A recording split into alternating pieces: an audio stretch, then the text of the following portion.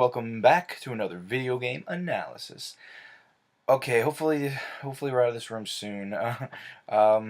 It's my room for now, and I like it, but not a lot of space, and it's killing me. But some quick news. I bought a lapel mic. I know it's hard to see because I'm wearing a black shirt, but yeah. So now I can have some more consistency in my audio. But moving on, today we're gonna talk about Kirby, the Kirby series. In the past, way back in the day, it was the second episode of the VGAB. We talked about Kirby, but we really only talked about Kirby's character, and just like how they use Kirby and Meta Knight and how they go together. And we made a theory about how they go together, but that was way back in the day. It was before I really knew what I wanted to do with the VGAB. So this time I want to do something with Kirby a little more in the new, the style of the VGAB we evolved to now. And yeah, so Kirby is a series that people like me love. You wouldn't think it. It looks like the most kid game imaginable, but it has a very varied fan base. And today we're gonna see why. We're gonna see what Kirby does for Nintendo and HAL Laboratories is in general. So yeah, let's get to it. So here's the game I used in my very first analysis of Kirby, and while it's not Kirby's first adventure, it really is a very standard way of showing how Kirby works in the mainstay series.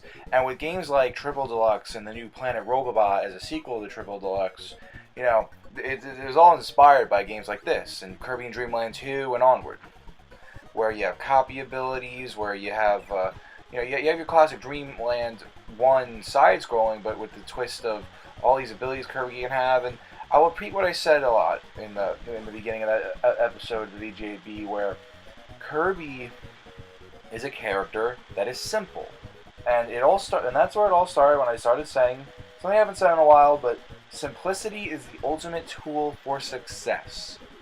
Because of Kirby is a round shape. Kirby is anyone can draw.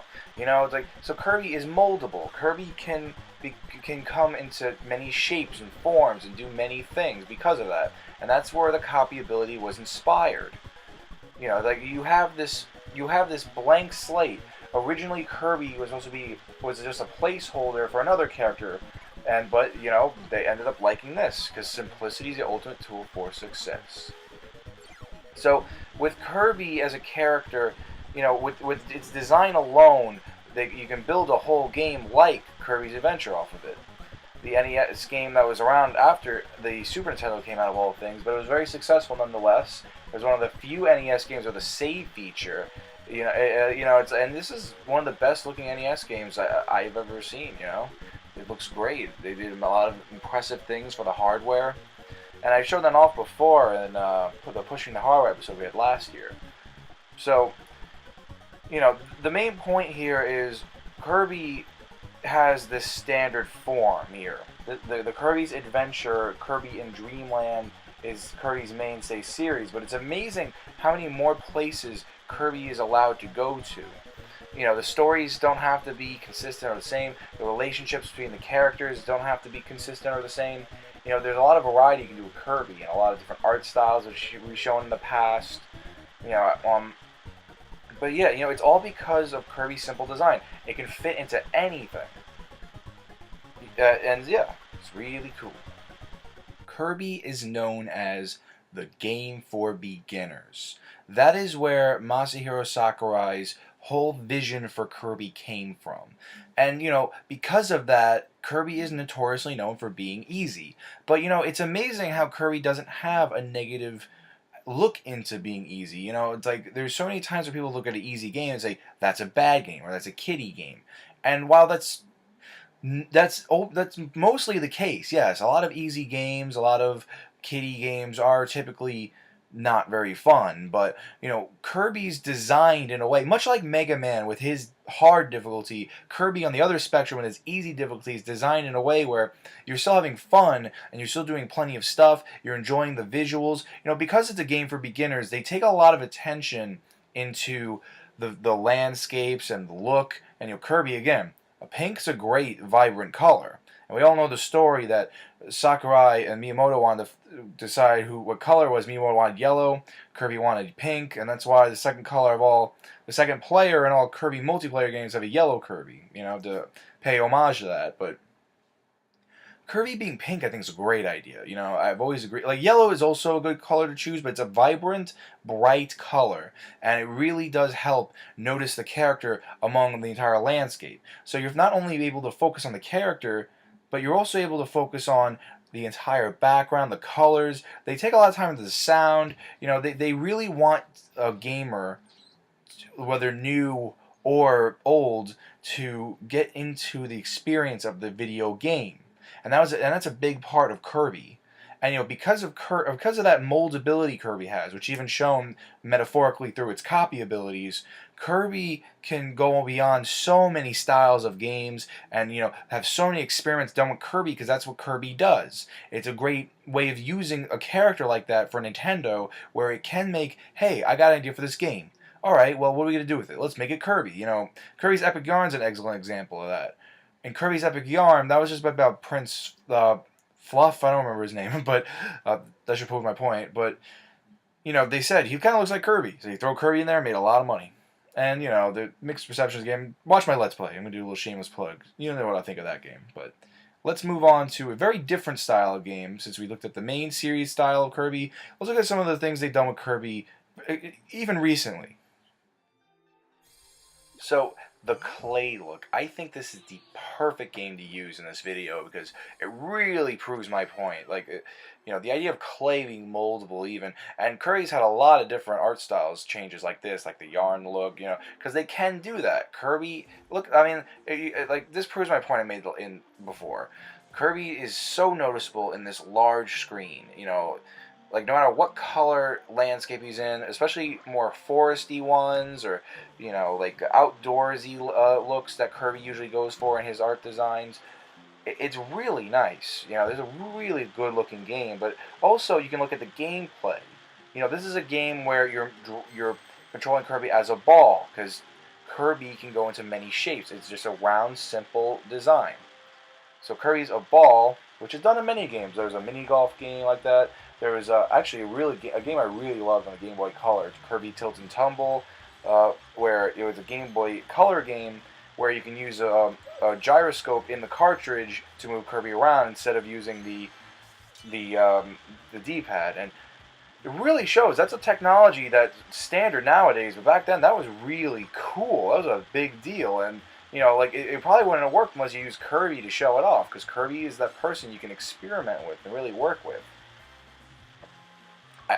You gotta enjoy that kind of thing. It's gonna be really good for a company that makes media, especially video games like Nintendo, that have a character like this, where it's like they can take gameplay that they're not sure people would like, but then there's a character that can not only do it justice, because like if this was Mario, this would be weird, or if this was Link, especially Link or Samus, this would be weird.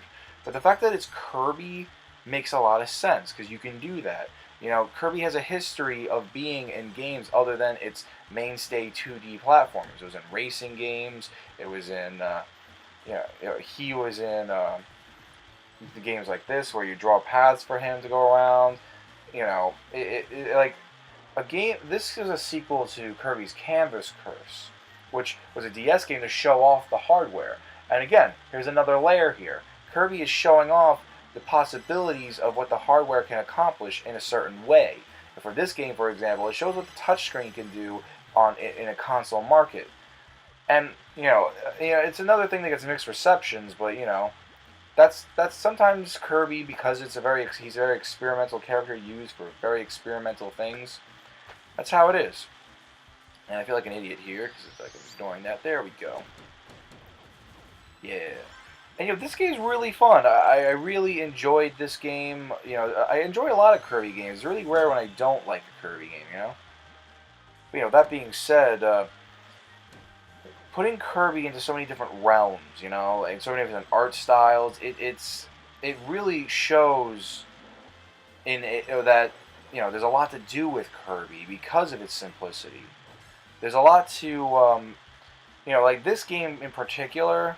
people were iffy about, because while on the DS, the touchscreen was your main focus. This one, you want to look at the TV and the better resolution, the better, like, that was the common complaint here. But the game's still fun nonetheless. And sometimes you gotta take, what's the word? What's a good way to put it?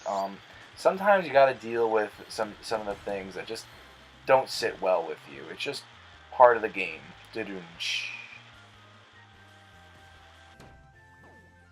Sorry to break immersion, but I do edit these linearly, and I know I'm having some audio problems, but like the past two audios, I was trying to get rid of that. I hate that sound. That's why I bought this lapel mic. I hate that so much. I'm gonna see what I can do to get rid of that. I really want to try this lapel mic idea because it makes my audio sound more consistent.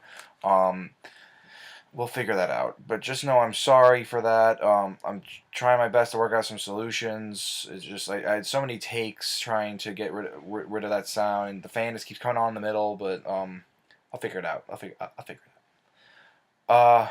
That being said, continuing on. So there's not really much left to say, to be honest. I'm just hammering the fact of what Kirby does as a character and as a series. But I figured because that's just honestly, it's because it's the formula of this show. I figured we go over a little Smash Brothers stuff, just for good old time's sake, and have some wrap up discussion. The fact of the matter is, being that the same man works on Smash Brothers and Kirby, Masahiro Sakurai, it's really cool because I always notice the same kind of layouts and the screens of the menus and how the games just feel in general are all based. It's amazing how, I just wanted that as a little side note. It's really cool to see someone like Sakurai um, do his thing. Like how you can just watch the similarities. And especially, let's go back to the first Super Smash Brothers, even, because in the first Super Smash Brothers, it was really amazing to see Kirby as this new thing to me. Because people my age, the N64 was really my first experiences, and I played Super Nintendo, but I obviously played the Mario and Zelda games, the big stuff. But I never really knew who Kirby was, and I liked Kirby in Super Smash. I was like, oh, that's cool. He can take other people's powers and use them. How cool is that? So, you know, that was really my huge introduction to Kirby through Smash Bros. And I always liked the fact that it was from the same guy. It really brings the point home that Smash Bros. Is just the ultimate branding, marketing tool for Nintendo. But getting into playing Kirby 64, the Crystal Shards, that was my first Kirby game. You learn to really enjoy Kirby. Especially if you want a nice casual sit through a game and just play something a couple afternoons or maybe three, depends on the game really. But yeah, Kirby does hold its place as a very top tier Nintendo franchise now. And I don't know if that's because of Smash Bros., but I'm pretty sure it's because of his own legacy too. It could be a combination of both. It really depends on how old you are. Yeah, it's a very enjoyable experience, and you know, Kirby deserves where he is. That's all I gotta say. People would see that as a negative thing, but not really. Not for Kirby. It really shows that if you put attention to your series, it doesn't matter how difficult it is. It just matters what you do with the character, and Kirby just became this whole way of having functionality in Nintendo. He's not just a mascot character, or he's not just a character who has a linear, one style kind of gameplay experience. He doesn't just only do platformers. Kirby functions in Nintendo in a way of working with new ideas, or just bringing back old ideas, or getting the game for beginners to help gamers become gamers. And it's a really cool idea. It's a really cool concept for Kirby. So, that being said, we are done for this week, and next week, that's gonna be fun because we're gonna talk about tutorials. I want to look into how tutorials are done, and it's a really big thing because most of the time you find that tutorials are probably the last thing developers do, not the first. So that'll be interesting. So I'll see you then. If there's anything I missed, if there's anything I got wrong, if there's anything you would like to add to the conversation, please do not hesitate to leave a comment. A like and a share would be great. You should subscribe. You know how this works with end video commentating. Thank you all so much for watching. I've been Billy, your video game analyzer. Have a good day, good night, whenever you're watching this, and I'll see you next time.